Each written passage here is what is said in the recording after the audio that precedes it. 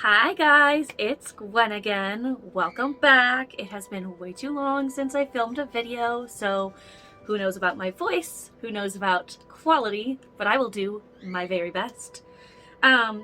So thank you to everyone who is back. Sorry for the long delay, and hello, hi. If you've never seen me before, I'm Gwen, and I do whatever I want in my videos. Today is going to be a different kind of random video, sort of, I guess, a video essay. I've been watching a lot of those lately and I really enjoy them. So we're going to be talking about Paradise Hills, and without saying any more, let's get on with it.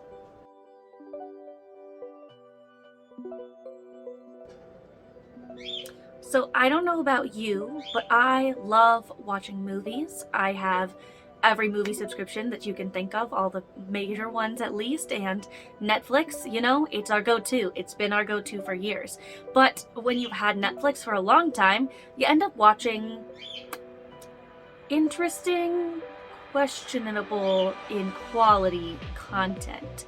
Sometimes you're just scrolling and you're like, hey, that looks good, and you might watch it, you might get partway through and say this is super boring or this is super bad quality, and then turn it off.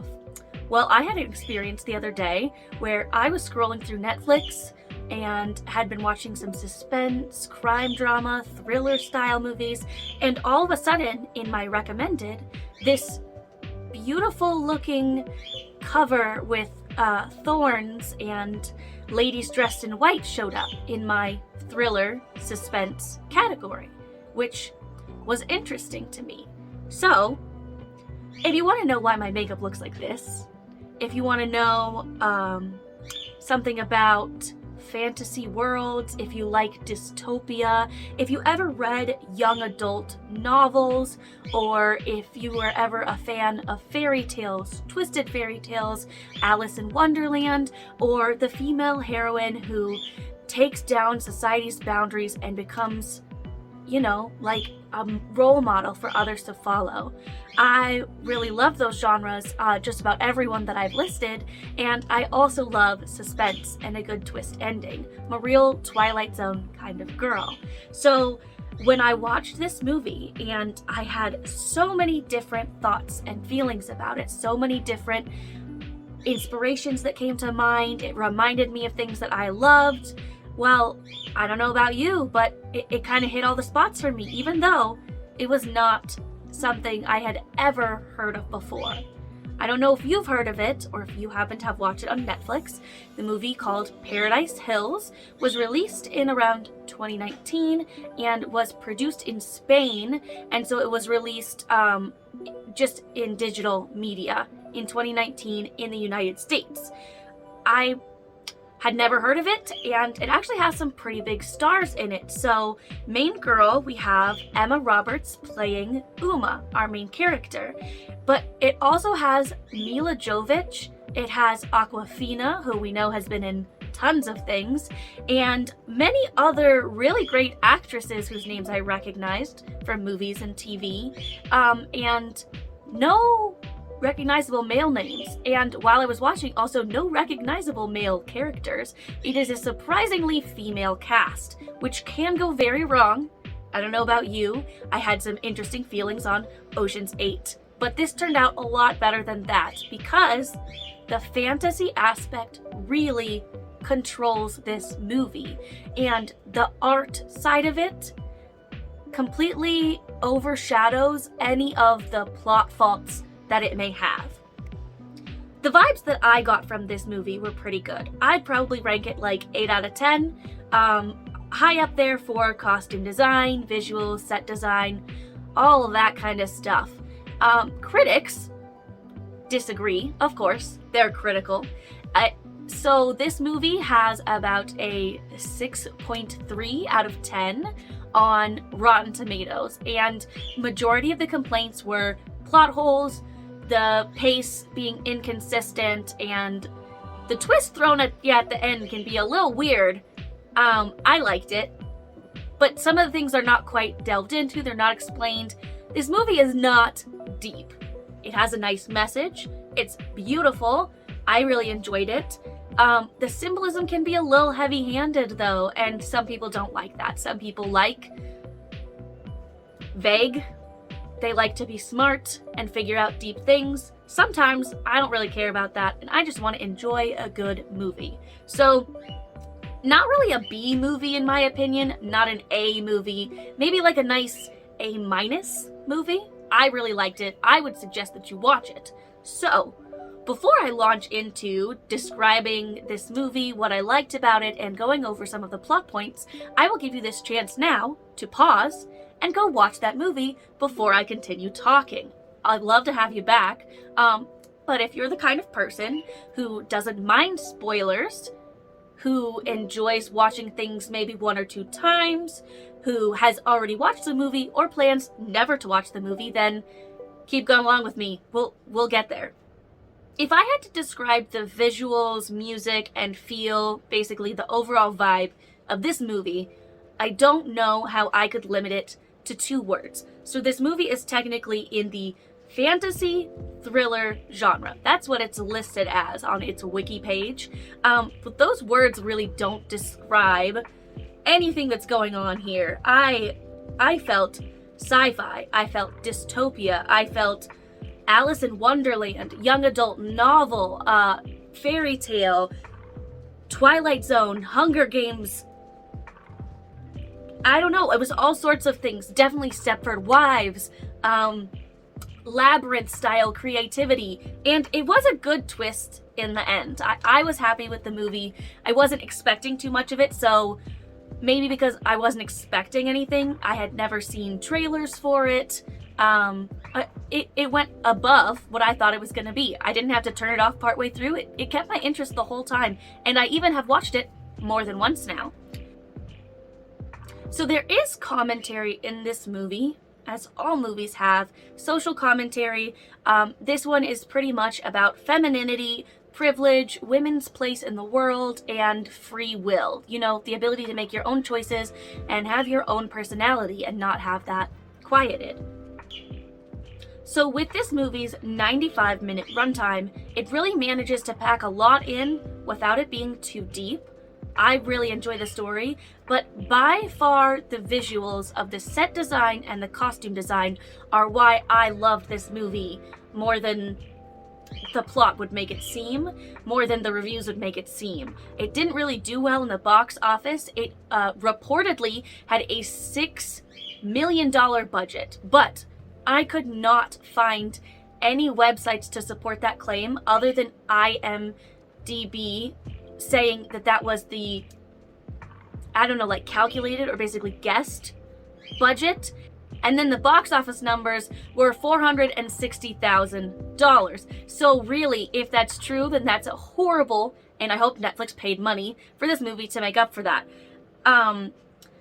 It does have some major actresses, so maybe a lot of the money went to that, or maybe a lot of the money went to these costumes and set design. But from what I've read, it seems like the designers of the set and the costumes made a lot out of just a little. I happen to have a hard time because when I watch B movies, occasionally the sets are really bad. You can tell that the movies were made in a rush and that they just wanted to get the story out there, put the movie out, and be done with it. The director and creative producers and all the people that worked on this movie did not want it to seem rushed, and it definitely didn't. I felt like there was heart and soul put into this movie in every aspect. It's not, you know, like an award-winning soundtrack. It's not an award-winning plot, but I think the visuals should win some awards. They were pretty great. Since the movie is going for a commentary on femininity, women in society, their place, free will, and all that jazz, you know that we've got main characters dressed in fluffy white dresses. It's a go-to. And these dresses are gorgeous, but they literally are a cage. The sleeves are like puffy Snow White style sleeves that are like belt style, and they literally are cages sitting on their shoulders, and they have straps across their chest, and they're wearing these like heavy looking quilted corsets over their fluffy white dresses. They're covered from their arm up to their neck, up to the bottom of their feet in white. Purity, representing girlishness, femininity, representing pure, representing innocence, and representing going through a cleanse almost. All of those things play into this movie. And you might think like, oh, see, there it is. That's the heavy-handedness. Isn't it a little bit ridiculous to have a movie where it's so obvious that the clothes represent the physical situation? These girls are being oppressed. But the way it's done is really beautiful, and you don't notice it right off the bat. Like, it doesn't catch your eye in a distracting way. And I found out some different things about the costume designer that made this make even more sense to me. So the designer's name is Alberto Valcarel, or Valcarcel, and I'm guaranteeing that I'm saying that wrong, but he worked for many years in opera and ballet stage costumes. And so if you know anything about stage costumes, you know that they have to stand out. You know that they're just as much a part of the set as the background and other things going on. There is a lot of meaning in things that are unsaid. So even though this plot might not be as deep as some people expect it to be, there is a lot going on that is unsaid that is really great. Another big thing when doing my research that I found out was the director, Alice Waddington, specifically wanted teenage girls to enjoy watching this movie. She was going for a message that she thought was important to them, and she wanted to make it appealing to them. And if I was watching this as a teenage girl, I would have loved it. I probably would have rated it 10 out of 10. It was a good story. It was easy to follow from beginning to end. It was easy to understand what was going on. So if you're a preteen and you're just watching the movie, you might be subconsciously soaking in this message. Or if you are a little bit of an older teen or even a young adult, then the background symbolism would be even more important to you. But whether you're a teenage girl or not, I think this movie is enjoyable for everyone, coming from different perspectives. But if you are an artist or you enjoy art, this movie to me is a piece of art. It's beautiful. So the film's set design and decoration was done mostly by Laia Colette and Sol Saban. I gotta say it's Spanish because they're in Spain and my Spanish accent is horrible. I apologize. They gave the film a great Labyrinth, Alice in Wonderland, the Tim Burton version of Alice in Wonderland vibe. It was ethereal, it was fantastical, but without fantastical being dark, dreary, dystopia tropes. This movie is bright, it is bold, it has colors, the whites are crisp, the flowers are stand out, and the sky is blue all the time. Even at night, it's a dark blue sky. And I just really like that because sometimes we get into a rut of seeing movies and it's like, oh, if it's a thriller, there's gotta be dark backgrounds at all times. There's gonna be lots of shadows going on. And so it's nice to get a break from that. At no point while I was watching this film did I go, ooh, that, I could tell that was a crappy prop. Or, oof, that background, it really looks bad CGI. Or, oh, that dress looks so cheap. I did not feel camp. I did not feel cheap. I really felt like I could exist in this world while the movie took place, and there wasn't anything that was like distracting me or pulling me out of the story. Even if the plot wasn't delved into in certain places or some of the things didn't quite make sense, I never got distracted thinking about some other tangent because of something that happened in the movie. I was fixed the whole time. So if you're gonna leave, now is officially your chance. There will be quite a bit of this that's not spoiler territory, it's just explanation. But if you're the kind of person who won't enjoy a movie if they know any of the plot details, then you should go. I'll see you back later though, right? Okay, so much of the costuming in this film, I'm probably saying so way too many times because I'm talking so much. Like I said earlier, the costuming might seem a little heavy on the symbolism, but I really enjoyed it, and I enjoyed going from like, oh, that's easy to understand symbolism, to like, maybe that's a little bit more nuanced than we realized. In the opening scene, there's a party. There are two very distinct classes in this dystopian society. There are the uppers and the lowers. Really easy to understand what that is. So there's a party going on, and all of the uppers are celebrating a wedding. Main character Emma Watson as Uma is just married, and she's singing to her husband. And over her face, she's got a golden cage-like headdress with pearls on it, and her dress has pearls, and it's really beautiful. But when they scan the background, many of the women's hairstyles or headdresses also looked like cages, literally to represent the caged society, the roles that they have to play to fit in with the rest of these uppers.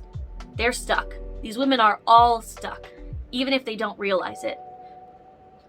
So Uma is singing to her husband just after their wedding, and she's telling him that she's going to take care of him and serve him in all the ways that he needs.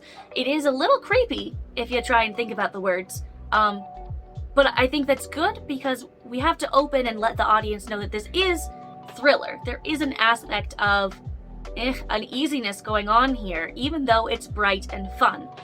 So when I say that this movie has aspects that remind me of the Hunger Games, I'm talking about the way that the Capitol is represented in the Hunger Games. There are extravagant, outlandish headpieces, costumes. The colors are very bright. You can tell these people have money and don't know what to do with it. And you can tell the exact same thing in our opening scene, even though we only see these people for like 2 minutes throughout the whole movie. This opening scene, a tiny bit at the end, is the only time we see the uppers represented in any sort of way. So the way that they come across is super important. I think it does a good job of showing how this society functions, and how these two classes are so vastly different. In the movie, we do never see the lowers, but we obviously know what they're going through. If the upper class has this much money, then the lower class has nothing. They must be poor, basically slaves. That's the only way that this could exist. So after Uma goes around mingling with her guests, she's supposed to meet her husband upstairs. And we see her with her husband, and they lay down on the bed together, and he says, "I'm so happy about how you've changed. You are so obedient and so different from the girl I knew before." And then it cuts, and we go 2 months earlier. So how did Uma become this girl who is so different and so obedient? Well, Uma wakes up in a room. There is a mural on the wall of trees. There's light streaming through, a sunlight in the ceiling, and there's a talking gold door, and Emma is in dirty pajamas. This is the only time that I saw a costume that I felt came straight from the real world. These pajamas with dirt on them. Everything else that I saw was fantastical and beautiful, and I don't know where it would have come from. There's no way it would be in a store. So I love the uniqueness of everything, and I kind of liked that these pajamas fell out of place. You could tell that she was just plucked and put here. So when Uma's guards / servants, these men in white crisp suits, they come in and they kneel on the ground with silver platters in their hands to offer her food. And she takes the opportunity to run right out the door. She keeps running around this island, and you see the lushness of this island. It is green. The beach is spotless. The sky is blue. And she comes right to the edge of a cliff, and there's nowhere that she can go. There is nowhere on this island that she can go to. And she runs into some of the other girls, and we see that every girl on this island is dressed head to toe in white. And they're all giggling, having a great time, doing some jump rope or sitting down drinking tea. And she gets taken up these stairs that are covered in vines, and you see these tall garden walls, and the colors are so deep and so rich, and it makes the white suits and the white dresses such a high contrast that's another really great visual that I liked. So Uma is captured and taken by these men in crisp white suits to see the Duchess. She's the ruler slash dictator slash designer of this island. They never really specify, but she is in charge.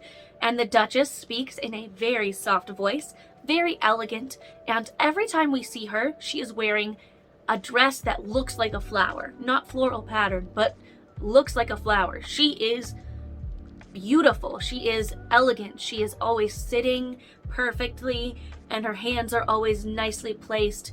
And even though her voice is so sweet, you can also feel the malice dripping out of her. And you know there is something sinister going on underneath there, but you have no idea what, other than that these girls are taken from home and put on this island as a sort of rehabilitation program.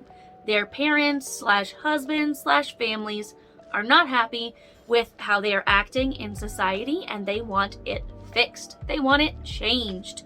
So they send them to this island, pay a whole bunch of money for these girls to go through a program to teach them to be prim and proper young ladies, and then they get sent back home perfectly happy and able to do whatever their family wanted them to do. Uma is automatically resistant, obviously, and she doesn't trust the Duchess, and you really shouldn't trust the Duchess either. But one clue that we get to this is every time that we see the Duchess sitting down, she's always clipping thorns off of roses. And this is sort of to represent the changes that she's making in these girls. She is clipping off the things that society views as bad, their unique quirks. She is getting rid of them so that they are the kind of flower that their families would want, and they'll be a beautiful blend-in of society, and nothing will stick them out as different. We also see that in most of the Duchess's outfits, it's very light colors, but with like a dark red or a bright pink slash dark pink kind of pop of color. And to me, that represents like this facade that she puts on and her sinister nature coming through. She can't hide that part of who she is. She has perfectly designed hair, and everything else about her is elegant, but no matter what, she cannot completely hide who she is, and the fact that she is taking these girls away from their families, getting rid of their personalities, and sending them right back, and making lots and lots of money off of it. It's alluded to that, like, she is making tons and tons of money. I mean, she must be making tons of money because there are dudes in white suits all over this island, basically being silent, carrying silver trays, and sometimes even standing around, maybe being guards, but most of the time you don't see them doing anything, and there's a lot of them. So they're getting paid to just hang out with these girls and be quiet all day, and we know they're watching their every move, and we know they're in on it, but she's got a lot of them around there. So there is a lot of crisp white suits and fluffy white dresses. Uma meets her roommates later. We have Chloe and Yu, and both of them are new to the island just like she is, but apparently they didn't come in dirty pajamas. That's an Uma exclusive. They're told to get dressed in their uniforms or dress up for dinner or something like that, and they put on these extremely frilly tulle dresses with see-through white tulle sleeves, and there's like frills all over the place, and there's seams at awkward places. So we can really see how uncomfortable these dresses are and how white they are. And the interesting thing is that the girls wear this dress to dinner, and then they sleep in this dress as well. They don't change into comfy clothes or something to sleep. They stay in this tulle dress. And I don't know, have you ever worn a tulle dress? Have you ever had tulle rubbed up against your body? It's not fun. It's like wearing chicken wire. It's pretty, it's fluffy, but it's not meant for long term. It's really just for dress up. So these girls are in dress up costumes, going to dinner, eating tiny portions served to them on tiny plates, and what they're basically eating is like flowers with one vegetable, and then they drink a cup of milk. And then they go to bed in their frilly dresses under a pink canopy, sleeping next to their other roommates who are dressed exactly the same as they are. It's really obvious that the girls are not being cared for. They are just being controlled, and trained, and how the girls feel does not matter to anybody on this island. They don't care if they're comfortable, they don't care if they're full, they don't care about anything as long as the girls are here learning to be what society wants them to be, so that the Duchess can collect that money and send them home. During the daytime, it's a different version of the same fluffy white dress, but this white dress is not frilly or light. It doesn't have tulle. It is a long, white, long sleeve shirt, a long pair of white tights, a pair of white boots, a white dress with a fluffy skirt and like underskirts. And let me tell you, that skirt with all those layers, it doesn't look light.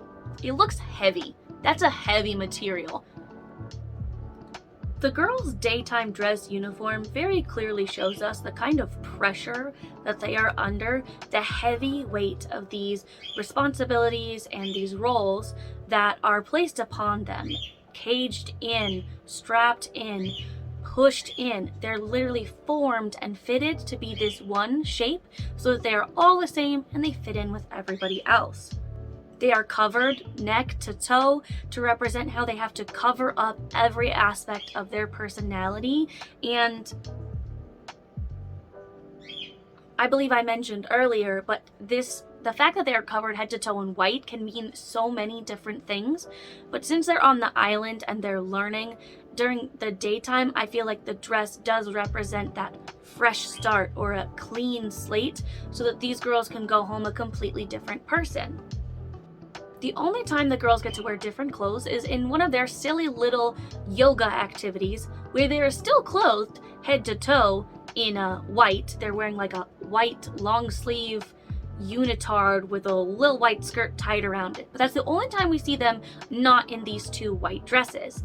And it just really drives home the point that these girls, they have no choice. They did not choose to be here, and they will have no choice in what they do when they go home. They are going to go home the perfect little angels that everybody else wants them to be. But how do they get there? The daytime activities that these girls do not lead me to believe that they're going to be making some major changes that really matter. They attend tea parties, they eat dinners, they do yoga / meditation, like I said earlier. They just wander around the gardens, and the only important thing that we see them do is therapy sessions. Sort of like a new age healing kind of therapy. Not like the kind of therapy that helps you dig into your feelings and deal with them better. This is the kind of therapy that actually I would just classify as gaslighting. The therapy sessions with these girls are always done by the Duchess. Sometimes she's got a mirror and they're supposed to talk into a mirror about their past.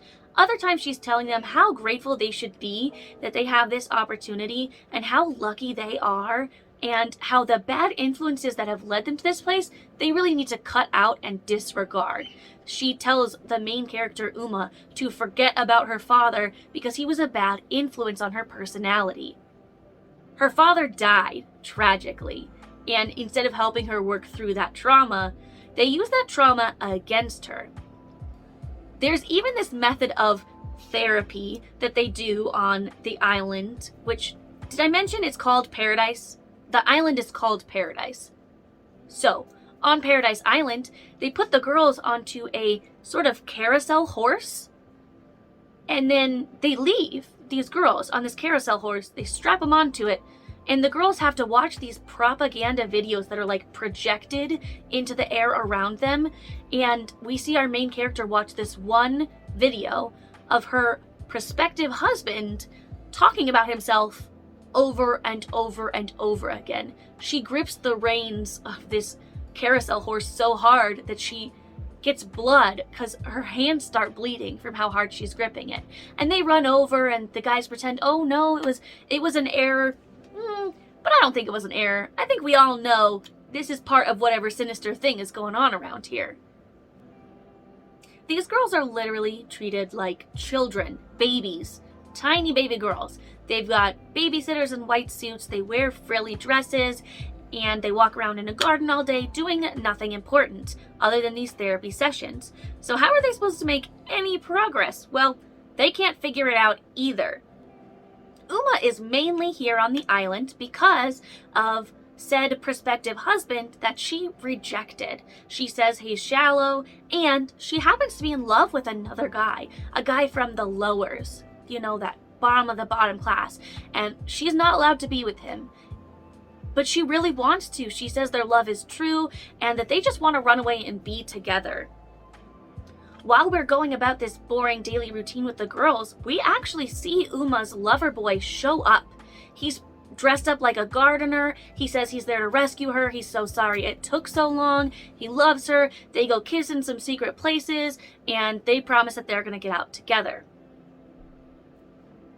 The two roommates that Uma has are Yu and Chloe. Yu is here on the island because she lives with an aunt and uncle and wasn't raised in upper society. She was raised with her parents who are lowers, and they sent her to live with her aunt and uncle. And Yu suffers from extreme anxiety. So when she's in social situations, she does not know what to do, and she has panic attacks.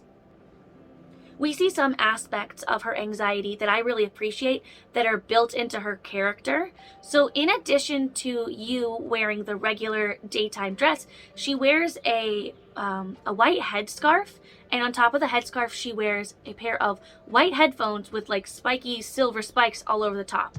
And we find out later in the movie that she plays really loud music through her headphones. It's obviously an attempt to try and drown out the world, to help her and to stimulate her so that her anxiety doesn't get the best of her. She can sort of block out the world and focus on what she wants to focus on. Chloe is here in paradise purely because she's not skinny enough. Her mom says that she needs to be skinny and a pageant girl just like her sisters, and Chloe does not want to. She says you should love yourself the way you are, so her mom shipped her off to this school. Her portions of food are even smaller than the other girls' portions of food, and we never hear anything other than that about Chloe's background. So that might be one of the places where it'd be fun to explore further, but I don't think it ruins the story. Last but not least, the other supporting girl character of the main cast actually was here before the other girls were here. We have Amarna, and she is a famous singer, pop star icon. She's here on the island, and people say she's here because she's got an alcohol problem. But really, her team, her publicity, PR people, and her mom and her family, they don't like that she's tried to break out of her original image and do new music and try and make a new name for herself. They want her to be that original girl and stay that way forever so that they can continue to market her the same way as this pretty pop idol princess. And so she's here on the island to be forced back into that pretty princess role. We get sinister hints as the girls go about their daily lives, and the girls start to see these things for themselves and kind of get suspicious, but it doesn't really move too fast until right up at the end. Amarna has a fan sneak a boat in for her and plans to escape. And then the very next day, they come in and announce that Amarna has finished her program and she's ready to go back home right after they bring in that boat. So when Amarna leaves, the other girls are like, we gotta figure out what's going on here. This does not feel right. They find out that the milk they've been drinking before bed actually makes them pass out for the entire night. So when one of the girls doesn't drink the nighttime sleepy tea, she finds out that the girls get taken from their beds and wheeled on carts to some suspicious place by some of the men in white suits, and they get brought back before the morning. None of the girls have any idea what's going on. They don't remember it. We also see at one point the Duchess has a really bad temper tantrum and almost strangles a girl. So we know that there's more to her than we can see, and more to her than even the little hints we're letting on. She is more than sinister. There's something going on in there that is not right. But we don't know how that connects to what's going on this island. What do her anger issues have to do with all these girls becoming good versions of themselves? Despite all the secrets and revelations that the girls are coming to, the movie continues to be bright blue sky, happy colors, pink curtains, big windows to let all the sunshine in, and white dresses. It doesn't really shift tonally until the very end when the visuals take a stark turn. After Amarna is gone, Chloe and Uma decide that they're going to not drink the tea, sleepy milk, whatever at dinner, and they go into the bathroom and they spit it out. And you decides to go with them. But when they are about to go explore, one of the men comes in with a silver tray table thing, and him and another guy load you onto this silver cart and they wheel her away. So Chloe and Uma have to follow to see what's going on, and they were going to go exploring anyway. So this is where the visuals, they start to get different. We get some different lighting, we get some shadowy tunnels, and this is the first horror style visuals. Well, not horror. This is the first thriller suspense visuals that we've been getting. We get some closed doors, we get some underground scenes, and it's a stark contrast to what's going on above the surface on Paradise Island. Chloe and Uma find out that Yu has been wheeled into a futuristic looking operating room. There's some bright red and pink colors going on, and Chloe and Uma attack the guards trying to get Yu free. Over the intercom / from the wall, the Duchess's voice rings out that these girls are all done and they need to be gotten rid of. They're done with the program, so they need to die. That's what she basically says. So these men start attacking them and they are fighting back, and Yu manages to get poisoned. So Chloe and Uma drag her out after they've also poisoned the other two guards, and they are hauling her out of there. They go downstairs to try and find a way to escape.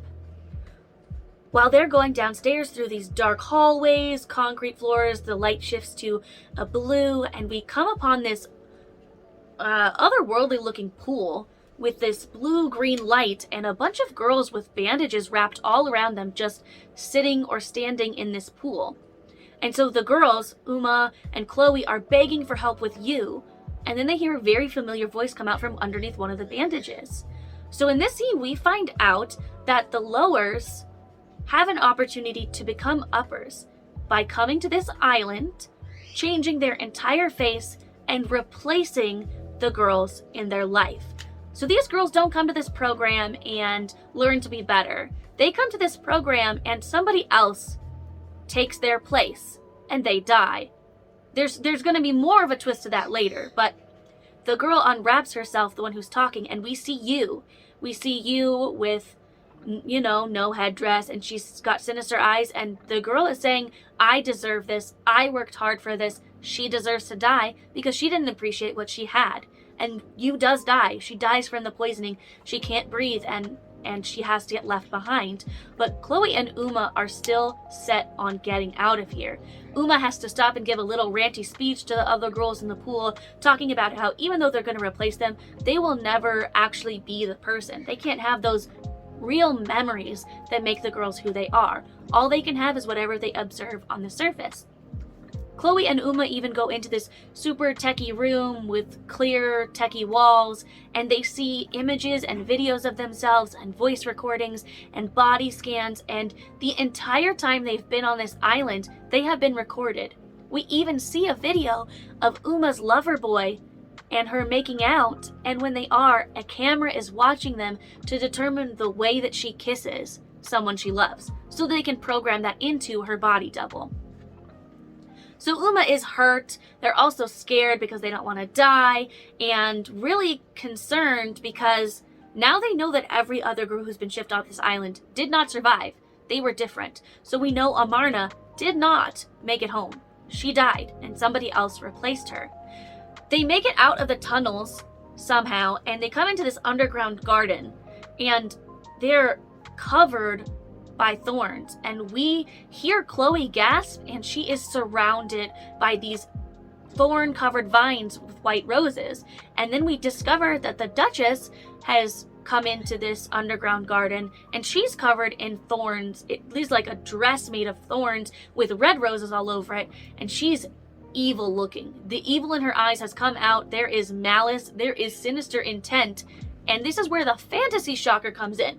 We already got the thriller shocker, the Twilight Zone style twist with the plastic surgery, and here's the fantasy aspect. And it's also never explained why, but it's just kind of thrown in there. So the Duchess is actually some sort of monster, a creature, an otherworldly being, and she controls plants. So she is causing these vines to grow around these girls, and she pricks them with the thorns, and they like bleed out, and she takes their life force. So the red in her roses is basically representing the life that she's taking from them, and their white roses are because they're empty now. They have no life left in them. And we even see a shot of a dried out girl who we assume is Amarna, looks like her, and that's what happened to her. She did not get to leave. So after Chloe gets taken and there's no hope for her, Uma is also being wrapped up, and she is in her final face down with our villain, the Duchess. And the Duchess kind of goes on this weird rant talking about her mother. We have no idea what that's about. And then Uma's body double comes in to save her.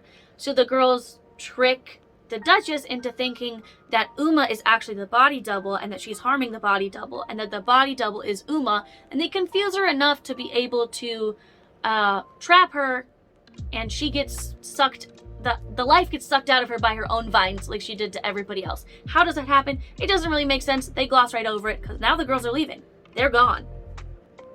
Uma and her body double, who we find out is Anna, they escape together in a rowboat. Anna gives Uma back her necklace, and they make it to land together. Now the dark, nighttime, thriller aspect changes back to the original scene that we saw in the opening, with the gold, opulent tones, and Uma in her wedding dress. We see Uma mingling with the guests just like we did before, and then we see her start to walk up the stairs to her husband. But we don't see Uma get to her husband, because instead, already in the husband's bedroom is other Uma, the real Uma.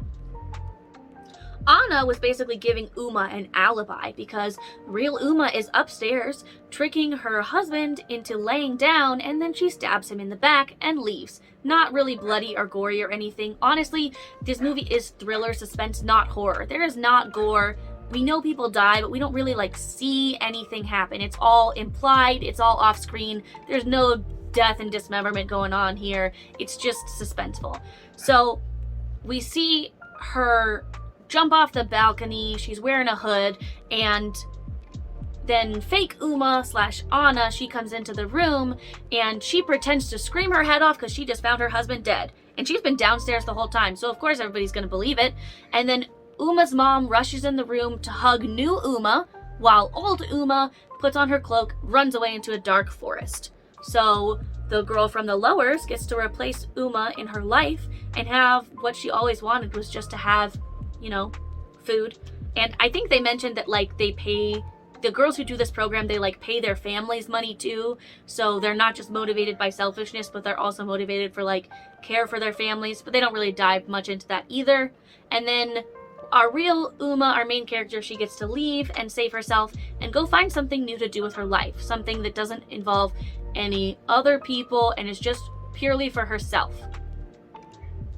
I really like the ending. I think it's a great wrap up. It kind of drives home the points that we've been seeing throughout the film. And if you were a teenage girl, you'd be like, yeah, I can do my own thing and be happy, and I don't have to fit into everybody else's mold. So I really do understand what the director was going for.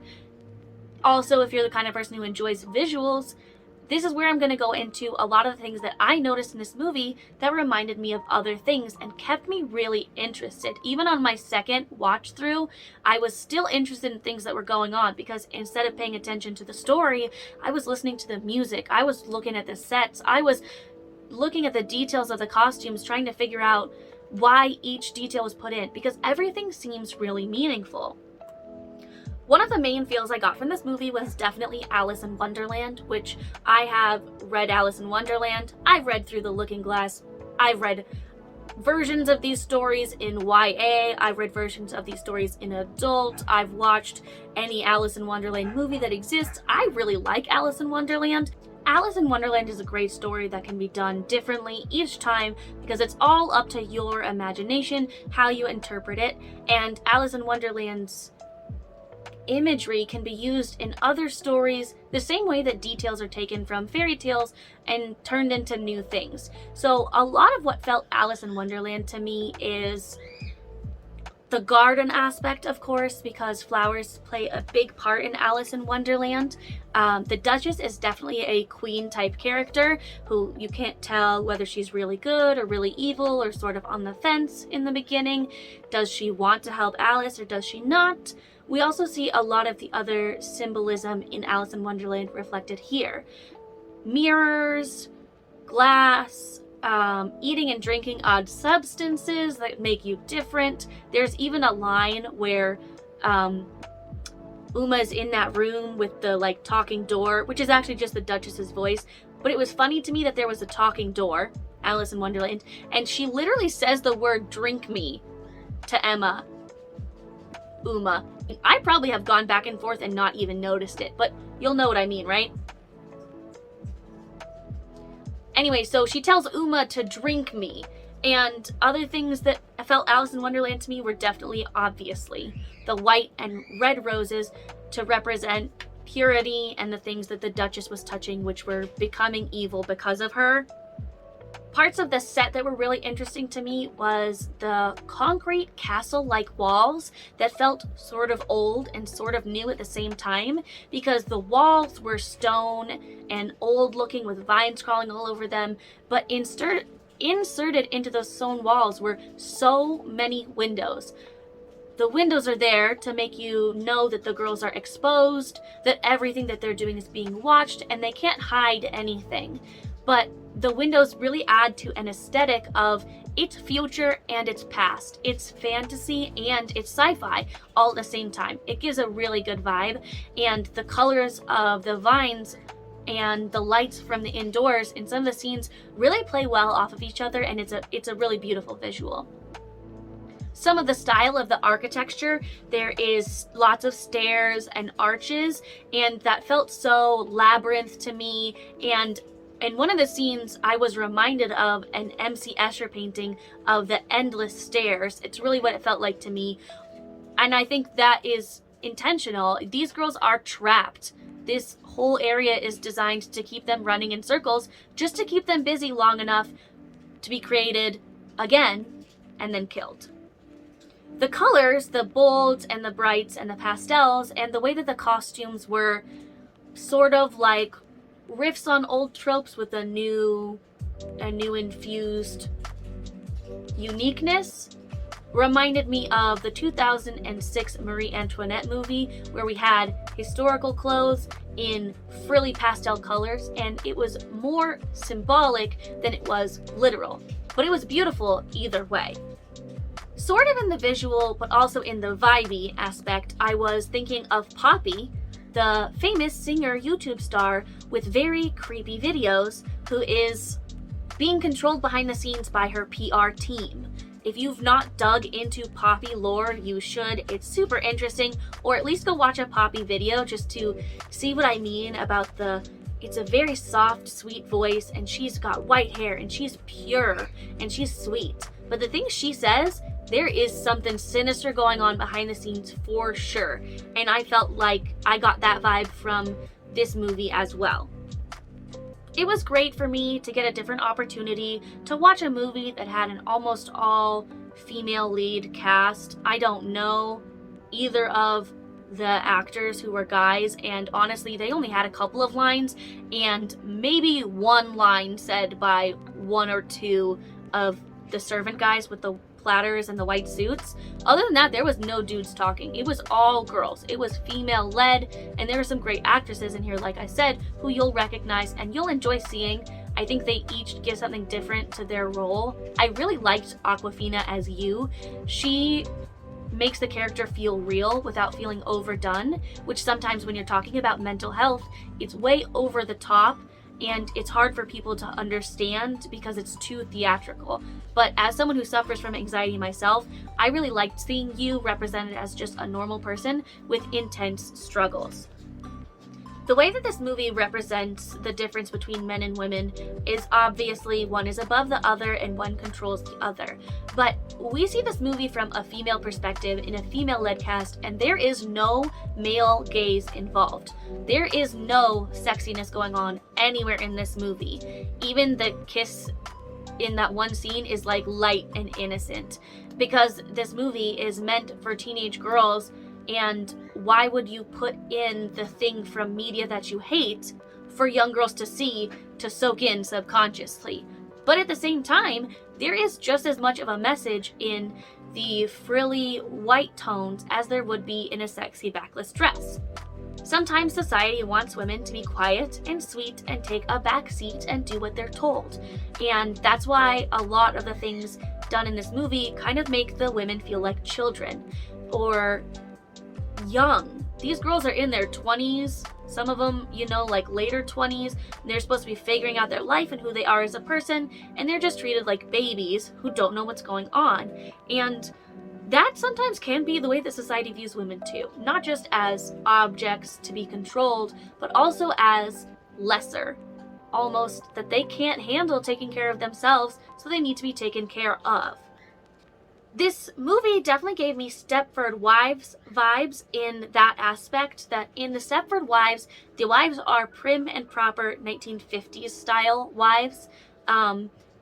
If you've never seen Stepford Wives, I would recommend watching both versions. The 1970s version is definitely the sinister version, and it does not have a happy ending.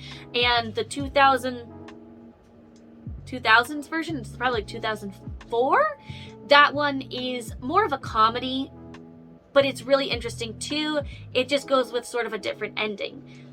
But one of the things that I liked from the less sinister version was the bright colors, the pastels, and the way that there was a matriarch of this society. The Stepford role model is Claire, and she's an older woman who has very traditional values, and all she wants is for the other Stepford women to be very happy wives and to have a good time and to do little workout classes and have tea time book parties. We do find out in the Stepford Wives that Claire is the mastermind behind the Stepford robots, just as we find out that the Duchess is the mastermind behind the Paradise Island. And it's interesting to see because it represents to me that it's not just men who put down women, it's women who put down other women. Anybody can put down anybody else if they're trying to make themselves look better or force people to be what they want them to be. And these two matriarchs who are in charge have ulterior motives, and they want everybody to fit into their mold. It's interesting to see the way that this affects the lowers as well, because the lowers feel like these upper girls are just spoiled, and that is the reason that they don't appreciate all the nice things that they've been given. But just because you have nice things doesn't mean you shouldn't have a personality. And these girls from the lowers have struggled so much and so hard that they are willing to give up every shred of their own identity just to enjoy some comforts in life. So it's kind of bad things coming from all sides, and a lot of that could be delved into a lot deeper than I'm going into here. So again, this isn't just for teenagers. I think everybody could take something away from this. Definitely at least take away that you should go see Stepford Wives, because the vibes in that and the vibes in this, so similar. If you did like Stepford Wives, Alice in Wonderland, that might be the smallest description that you could make of this movie, and for me to feel okay with it. So now that I've gone over the plot of Paradise Hills, I hope that you still go watch it, because it is fun, it's interesting, and I think a movie like this should be a little bit more popular than it is. It's not a bad movie, it's not trash, it's not poorly written. It was just a little bit less deep than it could have been, I guess, but I thought it was still really good, and I will probably watch it again too, because it was interesting. When I watched it, was like, oh, I would wear that dress. I would sew that corset quilt just to see how heavy it feels. I would wear my hair like that. So even in that aspect, it's really fun.